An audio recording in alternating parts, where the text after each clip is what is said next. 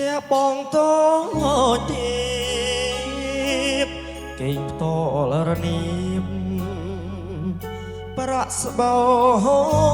កាន់ដប់អូនកូនអ្នកសាជីវភាពល្អគ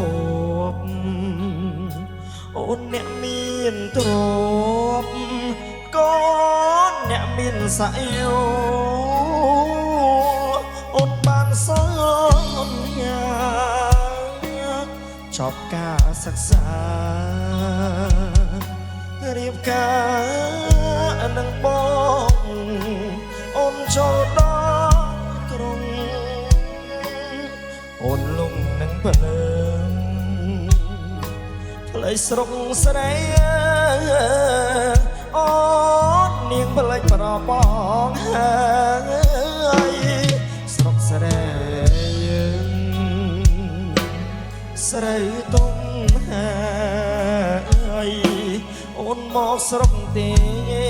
អូនមកស្រុកទេអូនអើយបងសែនសោកា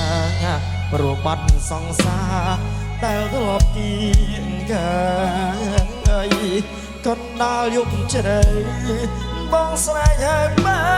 យមិនលឺអូនឆ្លើយ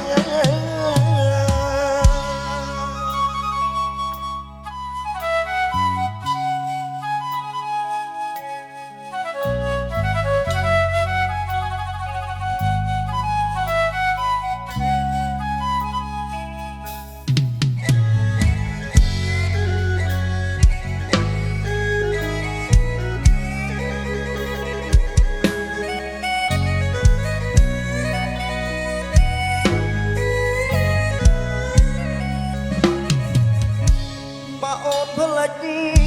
បងក៏ផ្លេចទៅចោបងស្ដាយស្រណោថ្មដែលបងធ្លាប់ធ្នមអូនផ្ដល់ស្នាមថើបមួយទុកឲ្យបងទុកជាចំណងឲ្យបងរងចាំរស្រុកស្រីយើងស្រីទុំហើយអូនមកស្រុកទេអូនមកស្រុកទេអូនណាយបងសែនសោកាព្រោះបាត់សង្សារដែលធ្លាប់គៀងកាយកណ្ដាលយប់ជ្រៅបងស្នេហ៍ហើយបាយមិនលីអូនឆ្លើយកណ្ដាលយប់ជ្រៅ